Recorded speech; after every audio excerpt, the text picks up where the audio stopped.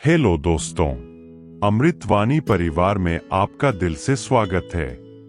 किसी शहर के रेलवे स्टेशन पर एक भिखारी रहता था। वह वहां आने जाने वाली रेलगाड़ियों में बैठे यात्रियों से भीख मांगकर अपना पेट भरता था।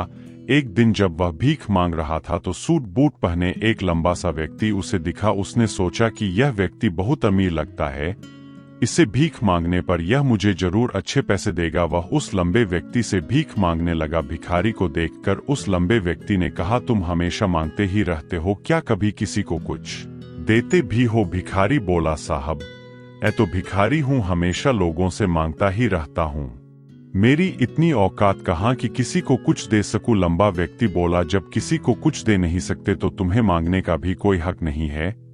मैं एक व्यापारी हूँ और लेन देन में ही विश्वास करता हूँ। अगर तुम्हारे पास मुझे कुछ देने को हो तभी मैं तुम्हें बदले में कुछ दे सकता हूँ। इतना कहने के बाद वह लंबा आदमी ट्रेन में बैठकर चला गया। इधर भिखारी उसकी कही गई बात के बारे में सोचने लगा। उस लंबे व्यक्ति के द्वारा कही गई बात उस भिखारी के दिल में उतर गई। वह सोचने लगा कि शायद मुझे भीख में अधिक पैसा इसीलिए नहीं मिलता क्योंकि मैं उसके बदले में किसी को कुछ दे नहीं पाता हूँ। लेकिन मैं तो भिखारी हूँ, किसी को कुछ देने लायक भी नहीं हूँ। लेकिन कब तक मैं लोगों को बिना कुछ दिए केवल मांगता ही रहूंगा? बहुत सोचने के बाद उस भिखारी ने निर्णय किया कि जो भी व्यक्ति उसे भीख देगा उसके बदले में वह भी उस व्यक्ति को कुछ जरूर देगा। लेकिन अब उसके दिमाग में यह प्रश्न चल रहा था कि वह खुद भिखारी है तो भीख के बदले में वह दूसरों को क्या दे सकता है।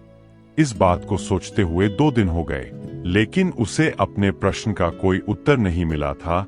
तीसरे दिन जब वह स्टेशन के पास बैठा हुआ था तभी उसकी नजर कुछ फूलों पर पड़ी जो स्टेशन के आसपास के पौधों पर खिल रहे थे। उसने सोचा, क्यों ना मैं लोगों को भीख के बदले कुछ फूल दे दिया करूं। उसको अपना यह विचार अच्छा लगा।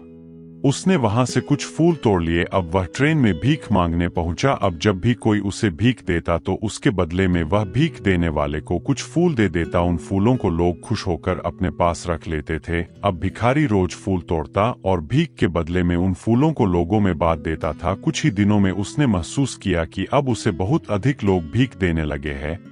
वह स्टेशन के पास के सभी फूलों को तोड़ लाता था। जब तक उसके पास फूल रहते थे तब तक उसे बहुत से लोग भीख देते थे, लेकिन जब फूल बांटते बांटते खत्म हो जाते तो उसे भीख भी नहीं मिलती थी। अब रोज ऐसा ही चलता रहा। एक दिन जब वह भीख मांग रहा था तो उसने देखा कि वही लंबा व्यक्ति ट्रेन में बैठा है, जिसकी वजह से उसे भीख के बदले फूल देने की प्रेरणा मिली थी। वह तुरंत उस व्यक्ति के पास पहुंच गया और भीख मांगते हुए बोला, आज मेरे पास आपको देने के लिए कुछ फूल है, आप मुझे भीख दीजिए तो बदले में आपको कुछ फूल दूंगा। उस लंबे व्यक्ति ने उसे भीख के रूप में कुछ पैसे दे दिए और भिखारी ने कुछ फूल उसे दे दिए। उस लंबे व्यक्ति को बात बहुत पसंद आई। वह बोला, वाह क्या बात है, आज तुम भी मेरी तरह एक व्यापारी बन गए हो। इतना कहकर फूल लेकर वह लंबा व्यक्ति अपने स्टेशन पर उतर गया। लेकिन उस लंबे व्यक्ति द्वारा कही गई बात एक बार फिर से उस भिखारी के दिल में उतर गई। वह बार बार उस लंबे व्यक्ति के द्वारा कही गई बात के बारे में सोचने लगा और बहुत खुश होने लगा। उसकी आंखें अब चमकने लगी। उसे लगने लगा कि अब उसके हाथ सफलता की वह चाबी लग गई है जिसके द्वारा वह अपने जीवन को बदल सकता है।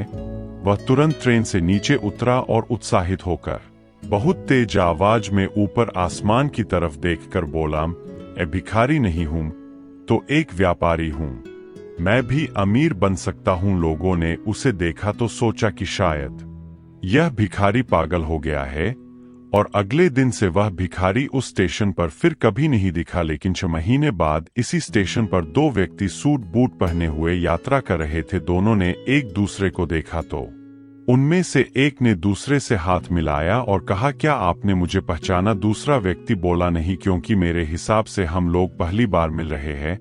पहला व्यक्ति बोला, नहीं, आप याद कीजिए, हम पहली बार नहीं बल्कि तीसरी बार मिल रहे हैं। दूसरा व्यक्ति बोला, मुझे याद नहीं, वैसे हम पहले 2 बार कब मिले थे? अब पहला व्यक्ति मुस्कुराया और बोला, हम पहले भी 2 बार इसी ट्रेन में मिले थे। मैं वही भिखारी हूँ जिसको आपने पहली मुलाकात में बताया कि मुझे जीवन में क्या करना चाहिए और दूसरी मुलाकात में बताया कि मैं वास्तव में कौन हूँ। दूसरा व्यक्ति मुस्कुराया और अचंभित होते हुए बोला, ओ याद आया, तुम वही भिखारी हो जिसे मैंने एक बार भीख देने से मना कर दिया था और दूसरी बार मैंने तुमसे कुछ फूल खरीदे थे। लेकिन आज तुम यह सूट बूट में कहाँ जा रहे हो?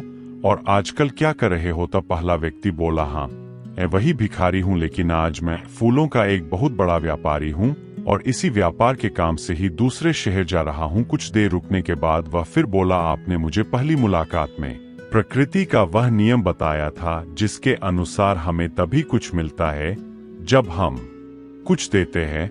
लेन देन का यह नियम वास्तव में काम करता है। मैंने यह बहुत अच्छी तरह महसूस किया है, लेकिन मैं खुद को हमेशा भिखारी ही समझता रहा। इससे ऊपर उठकर मैंने कभी सोचा ही नहीं। और जब आपसे मेरी दूसरी मुलाकात हुई तब आपने मुझे बताया कि एक व्यापारी बन चुका हूं। अब मैं समझ चुका था कि मैं वास्तव में एक भिखारी नहीं बल्कि व्यापारी बन चुका हूं।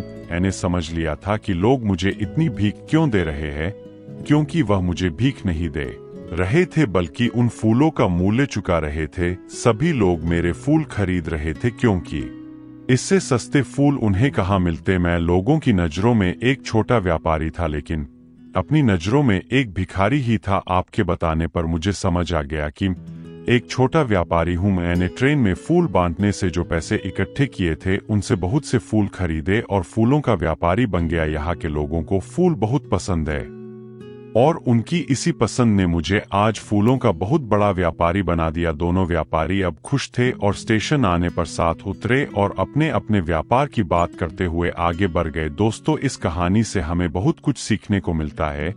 कहानी में लंबा व्यापारी गिव एंड टेक के नियम को बहुत अच्छी तरह जानता था। दुनिया के सभी बड़े व्यापारी इसी जीवन के नियम का उपयोग करके सफल हुए हैं।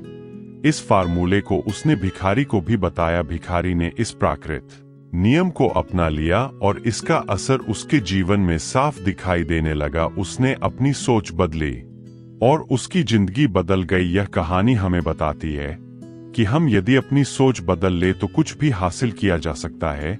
यदि हम खुद को छोटा समझते रहेंगे तो हम हमेशा छोटे ही बने रहेंगे। बड़ा बनने के लिए हमें अपनी सोच को बदलना होगा और खुद के बारे में बड़ा सोचना होगा। कहानी का सार यह है कि सफलता आपकी सोच में छुपी होती है। खुद का आत्मसम्मान जगाए, अपनी सोच को बड़ा बनाइए और देखिए कैसे आप सफलता के शिखर पर पहुंच जाते हैं। अमृतवाणी में हमारे ज्ञान और प्रेरक संदेशों का आनंद ले और चैनल को लाइक और सब्सक्राइब करना न भूलें। धन्यवाद।